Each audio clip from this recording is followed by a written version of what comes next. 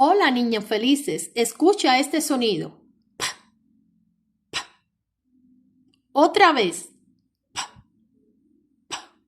Muy bien. Ese sonido lo hace la letra P.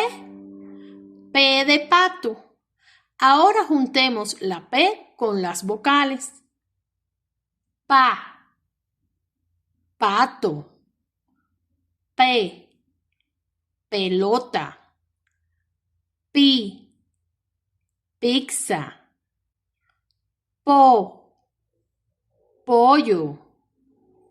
Pu, puerta. ¡Excelente! Ahora todos juntos. Pa, pe, pi, po, pu. Ahora repítelas tú solito.